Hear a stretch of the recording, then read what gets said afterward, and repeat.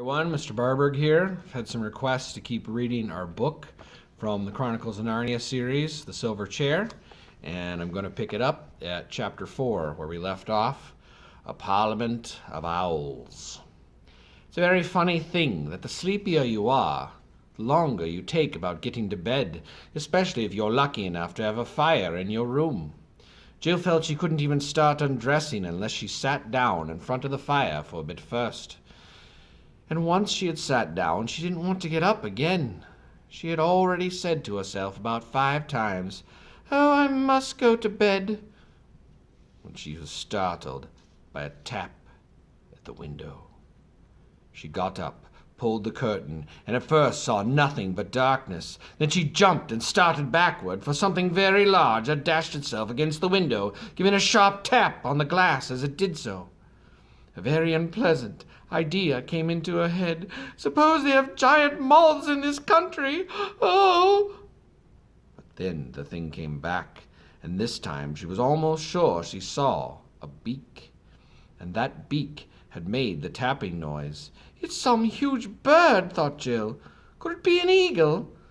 She didn't very much want a visit even from an eagle, but she opened the window and looked out. Instantly, with a great whirring noise, the creature alighted on the window-sill and stood there, filling up the whole window, so that Jill had to step back to make room for it. It was the owl. "Hush, hush! To-woo, to-woo!" said the owl. "Don't make a noise. Now are you two really in earnest about what you've got to do?" "About the lost prince, you mean?" said Jill. Yes, we've got to be." For now she remembered the lion's voice and face, which she had nearly forgotten during the feasting and storytelling in the hall. "Good," said the owl. "There's no time to waste. You must get away from here at once. I'll go and wake the other human. Then I'll come back for you. You'd better change those court clothes and put on something you can travel in. I'll be back in 2-2s. To-woo!" Without waiting for an answer, he was gone. If Jill had been more used to adventures, she might have doubted the owl's word, but this never occurred to her, and in the exciting idea of a midnight escape, she forgot her sleepiness. She changed back into a sweater and shorts.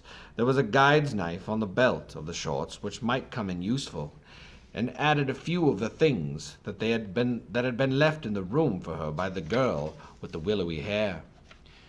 She chose a short cloak that came down to her knees and had a hood, just the thing if it rained, she thought, a few handkerchiefs and a comb, and then she sat down and waited. She was getting sleepy again when the owl returned. "Now we're ready," it said. "You'd better lead the way," said Jill. "I don't know all these passages yet." "Too-woo!" said the owl. "We're not going through the castle. That would never do. You must ride on me. We shall fly." "Oh," said Jill, and stood with her mouth open, not much liking the idea. "Shan't I be far too heavy for you?" "To-woo, to-woo! Don't be a fool. I've already carried the other one. Now, but we'll put out the lamp first." As soon as the lamp was out, the bit of night which you saw through the window looked less dark, no longer black, but gray. The owl stood on the window-sill, with his back to the room, and raised its wings. Jill had to climb onto his short, fat body and get her knees under the wings and grip tight. The feathers felt beautifully warm and soft, but there was nothing to hold on by. "I wonder how Scrub liked his ride," thought Jill. And just as she was thinking this, with a horrid plunge, they had left the window-sill, and the wings were making a flurry around her ears, and the night air, rather cool and damp, was flying in her face. It was much lighter than she had expected, and though the sky was overcast, one patch of watery silver showed where the moon was hiding above the clouds. The fields beneath her looked gray and the trees black, and there was a certain amount of wind, a hushing, ruffling sort of wind, which meant that rain was coming soon. The owl wheeled around so that the castle was now ahead of them.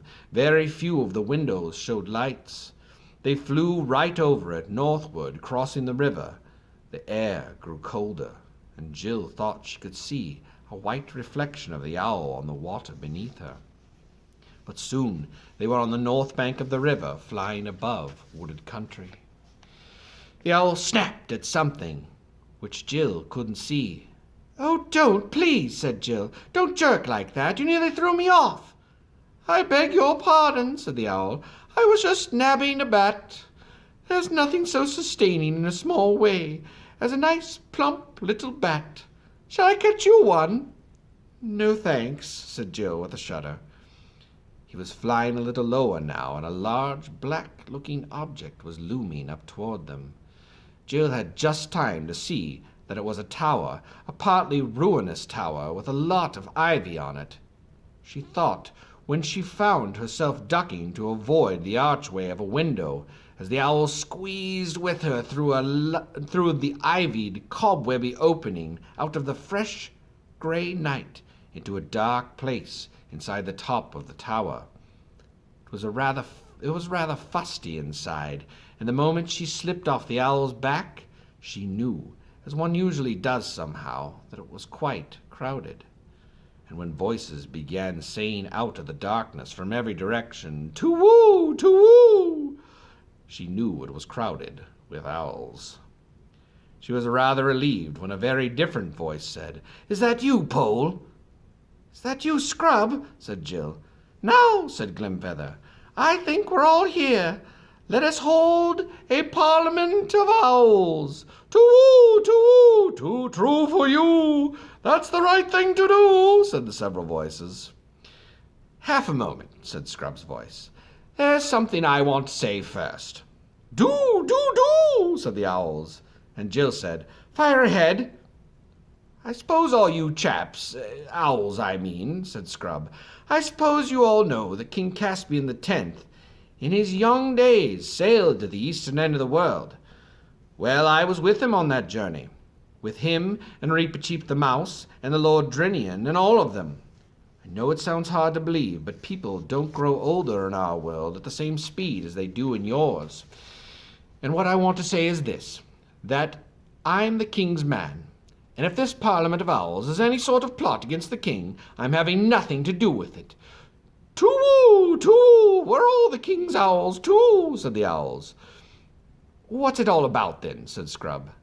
"It's only this," said Glimfeather, "that if the Lord Regent, the dwarf Trumpkin, hears that you are going to look for the lost prince, he won't let you start. He'd keep you under lock and key sooner." "Great Scott," said Scrub, "you don't mean that Trumpkin's a traitor? I used to hear a lot about him in the old days at sea. Caspian, the king, I mean. Trusted him absolutely." "Oh, no," said the voice. "Trumpkin's no traitor, but more than 30 champions, knights, centaurs, good giants, and all sorts, have at one time or another set out to look for the lost prince, and none of them have ever come back. And at last the king said he was not going to have all the bravest Narnians destroyed in the search for his son, and now nobody is allowed to go." "But surely he'd let us go," said Scrub, "when he knew who I was and who had sent me. Sent both of us," put in Jill. "Yes," said Glimfeather, "I think very likely he would. But the king's away, and Trumpkin will stick to the rules. He's as true as steel, but he's deaf as a post and very peppery. You could never make him see that this might be the time for making an exception to the rule. You might think he'd take some notice of us, because we're owls, and everyone knows how wise owls are," said someone else. "But he's so old now, he'd only say, 'You're a mere chick. I remember you when you were an egg. Don't come trying to teach me, sir, crabs and crumpets.'" This owl imitated Trumpkin's voice rather well, and there were sounds of owlish laughter all around, The children began to see that the Narnians all felt about Trumpkin as people feel at school about some crusty old teacher, whom everyone is a little afraid of, and everyone makes fun of, and nobody really dislikes. "How long is the king going to be away?" asked Scrub. "If only we knew," said Glimfeather. "You see, there has been a rumor lately that Aslan himself has been seen in the islands, in Terabithia, I think it was, and the king said he would make one more attempt before he died to see Aslan's face again, and ask his advice about who it is to be king after him. But we're all afraid of that. We're all afraid that if he doesn't meet Aslan in Terabithia, he'll go on east to the Seven Isles and Lone Islands, and on and on. He never talks about it, but we all know he has never forgotten that voyage to the world's end. I'm sure in his heart of hearts he wants to go there again." "Then there's no good waiting for him to come back," said Jill. "No good," said the owl. "Oh, what to do! If only you two had known and spoken to him at once. He'd have arranged everything, probably given you an army to go with you in search of the prince." Jill kept quiet at this, and hoped Scrub would be sporting enough not to tell the owls why this had happened. He was, or very nearly that is, he only muttered under his breath, "Well, it wasn't my fault," before saying it out loud. "Very well.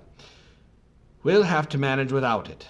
But there's just one more thing I want to know. If this Owl's Parliament, as you call it, is all fair and above board and means no mischief, then why does it have to be so jolly secret? Meeting in a ruin, in the dead of night and all that." "To-woo, to-woo," hooted several owls. "Where should we meet? When would anyone want to meet except at night?" "You see," explained Glimfeather, "most of the creatures in Narnia have such unnatural habits. They do things by day in broad blazing sunlight, when everyone ought to be asleep, and as a result, at night they're so blind and stupid that you can't get a word out of them. So we owls have got into the habit of meeting in sensible hours, on our own, when we want to talk about things." "I see," said Scrub. "Well now, let's get on. Tell us about this lost prince." Then an old owl, not Glimfeather, related the story. We'll stop there. We'll pick it up next time. See you soon.